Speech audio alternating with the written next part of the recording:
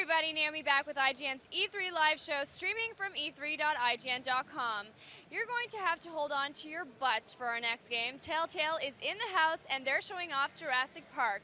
So let's throw it over to IGN's own clever girl, Greg Miller. Thank you, Naomi. Nature finds a way. Kevin, thank you so much for coming to the show, Jurassic Park. What is happening in this game? So we're taking players back to Isla Nublar, the initial site of Jurassic Park from the first movie, for what is Telltale's most cinematic and dramatic game that we've put together. We're basically picking up from a loose end left in the first film, this Barbasol can. This Barbasol can right here. Filled with stolen dinosaur embryos that Dennis Nedry never had an opportunity to deliver. You got it, spit on the face? Oh, here it is. Or, no, it isn't. Yeah, so this actually, we actually, this section of gameplay takes players back to the scene. This is, we're following Miles and Nima here, two characters in the game, who had intended to receive delivery of this Barbasol can. Gotcha. Nedry, as we know, didn't show up. Yeah. And they, rather than just let it go, they've decided to track him down to his location in the jungle and figure out what's happened. So now, talk about what kind of challenge did Jurassic Park as a franchise and a game present to Telltale? I mean, you guys are known for point-and-click adventures. Clearly, this one is very, very different from what you normally do. Oh, absolutely. I think that, the content certainly is more dramatic, less comedic than a lot of Telltale's games. And also with Jurassic Park, we really set out to put together as cinematic an experience as we possibly can, from everything to dialogue, to investigating the environment, to the action sequences as the game builds to the tension and terror that we expect from Jurassic Park, and making sure that we have a consistently cinematic presentation that is evocative of Spielberg's first Jurassic Park movie. So then, is this happening just after the events of the movie, or is it during the movie? It's essentially during the first movie, and continues on past the end of the first movie. So we pick up with a time frame that'll be familiar to people who have watched the first film. Yeah. And then obviously, as we kind of explore the park, we touch on some familiar places like the site of Nedry's death here. Gotcha. Or the visitor center that people will be familiar with, but also as the season progresses, the fight for survival of these people who are left on the island takes you to places that we haven't seen in the movies. Gotcha. Now, if somebody at home doesn't know, you are a season pass, you're a downloadable game. How does that work? How many episodes are we looking at? So it's 5 episodes, and it's coming in fall 2011, this fall. Okay. All 5 episodes at retail on Xbox 360, and then digitally on PS3, PC, and Mac. Interesting. Okay, so now when you guys sit down, you're like, we want to make a Jurassic Park game. How hard was it to come up with a story that made sense? I think that a lot of what we started with were conclusions that everyone really wanted to jump to immediately about, how cinematically we could present the game, how we needed to have these moments of wonder in the park and these touching interpersonal moments, and build to the terror of these dinosaurs coming after you. And to do that effectively, this is actually the first Telltale game in which the protagonist can actually be killed. We felt like the threat of death coming from these dinosaurs needed to be something that we could pay off on. And so we've strived to do that in a way that is that's intense, but for players who don't, who fail on some of those attempts to survive, and we don't take too punitive an approach and don't set people back too far for those missteps. I know I'm going to kill my character all the time because I've seen some of the deaths and they're just awesome. Getting run over by a Triceratops or getting bitten by a T-Rex and stuff. There's some really great things there. The deaths have been a lot of fun. Yeah. I mean, for the dev team to be sitting down and thinking of ways in which, as you scramble for survival, that these dinosaurs can get the better of you, has been fantastic. And we've been careful, as was done in the movie, to not present the dinosaurs as monsters, to present them as animals, but terrifying animals. So what we're seeing here, an example of navigation in the game. We've got this picture-in-picture type of interface that allows you to see the other areas that you can explore. And when players get a handle on the locations that they can explore in the scene, you can use the D-pad or shortcuts to cinematically move from place to place. So giving you free movement around the scene, completely under player control, but in a way that lets us keep this cinematic framing and continue to present the gameplay in a movie-like fashion. How long did it take to come up with this? Like how long to come up with this idea? You know what I mean? All right, we have a story for Jurassic Park. How are we going to make it work in a way that's completely different from what we've done before? It has taken a lot of pre-production, a lot of story design. I think you know, the team was able to quickly jump to some solid conclusions about what is best and good about Jurassic Park and what we really feel like we need to pay off on. And then, you know, leveraging that throughout the season for these moments of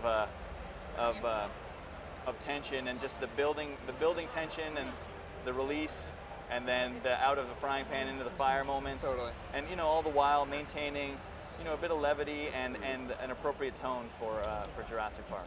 As far as controls, I mean, where did you look for inspiration? I mean, you watch some of it. It kind of gives off the you know, feel of Heavy Rain or something, right? Where you're not really necessarily moving your character, but there's button prompts around for you. Yeah, I think Heavy Rain is an example of, you know, of successful cinematic gameplay. Yeah. So that is you know, that's out there as one of the examples of people doing that right. And so, you know, taking that amongst other examples, looking at the kinds of interactions that are in our wheelhouse, and kind of finding a good space for us to explore with that, and as well kind of introducing some new elements like our means of navigation, and taking away that direct stick-to-player control in favor of something that gives you a more cinematic control of your movement, to put together as consistent and compelling an experience as we can. How many times have you watched the movies now? Is this something you have to do every day? It's not quite the same number for all of the movies, but I certainly couldn't count it on both hands. Definitely. So before we went on camera, you're talking about you're taking pretty much Jurassic Park 1 and trying to bring out the best moments in that and recapture them for the game in your own essence, right? That's the main our main source of inspiration. That first movie and the impression it left on us in the theater, and you know, even the movie was in theaters in 1993. Yeah. And to date, I remember sitting there watching this thing. 100%. For me, it was Mike Boylan's birthday party. His mom took us all there. There you go. And like trying to get that feeling, the things that amazed everyone about that movie, and obviously dinosaurs jump to mind. But it's also, you know, threatening characters you're not invested in is so much less tense than, you know, than those kids in the kitchen with the velociraptors coming for them. And you've heard their stories and you've seen them develop, and you're invested in those characters, and getting that similar appeal has been part of how we're kind of ratcheting up the tension in Jurassic Park. Gotcha. So here we have Miles and Nima have acquired the Barbasol can, so it feels this like Barbasol. It feels exactly. We have the embryos right here, so it feels like success, but turns out not to be. They're not going to get off quite that easily. Oh no, we remember. And so him. this being, you know, the clearing where Nedry met his demise, the Dilophosaurus, finally known by some as the Spitter, is here on site. So we managed to fend him off, although Miles is a terrible shot. But loud noises scare him off. It was fine. But this might be a good place to actually jump ahead. Oh, you want to jump ahead? Okay. To an area which, so the gameplay up until now has been a lot of investigation. Nima's been putting together the clues of what happened to Nedry in order to find the location of the Barbasol can, and she's done so. And that's been gameplay the pace has been dictated by the player. What we're going to show here is, as they've gotten the Jeep down into the clearing, and it seems like they're on a good path towards safety, they become surrounded by the Dilophosauruses and Miles, in the tradition of how Jurassic Park treats corporate scumbags,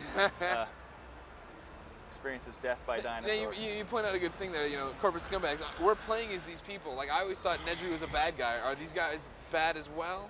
Nedry is a bad guy, and Miles I think you could put in that category as well. Nima's story is a little more complex than that. I don't think you could file her squarely in either column.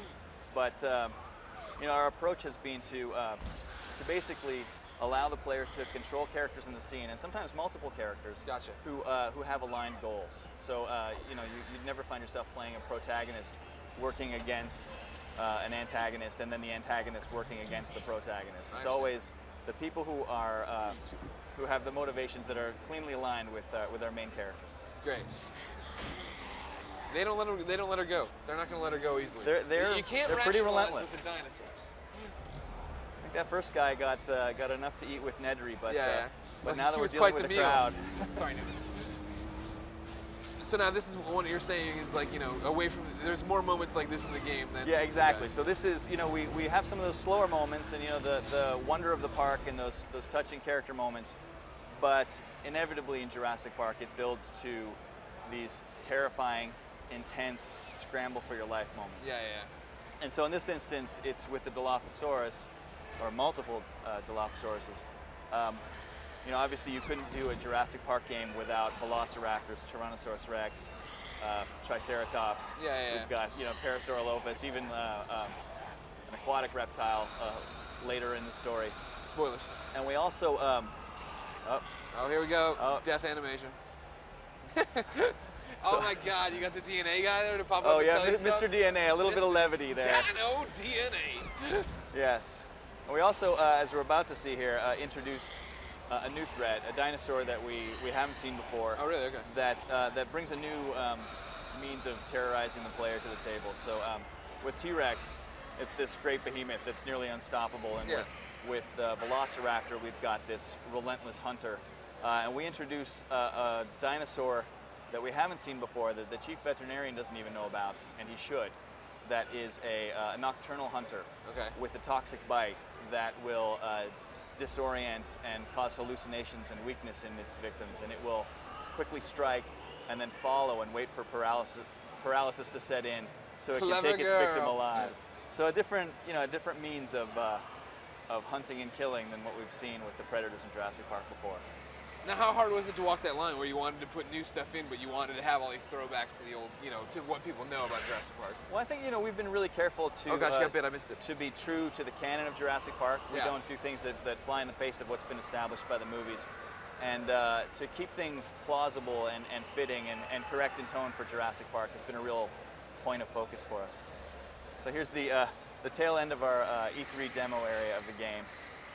Those are all the nocturnal hunters? Yeah, and she's just been struck once and about Trouble to be followed. afoot for the into humans at jungle. Jurassic Park, everybody. Kevin, thank you so much for showing Jurassic Park. When's it come out? It comes out in fall. Fall, everybody. Get 2001. ready to go buy your Jurassic Park. Until then, though, Naomi, take me home. Thanks, guys. And in honor of that movie, why don't you tell us what your favorite Jurassic Park quote is? Just follow at IGN on Twitter and tweet with us the hashtag #FaveGPQuote. Okay, next up we have a sequel to Sniper Ghost Warrior. We'll see you there.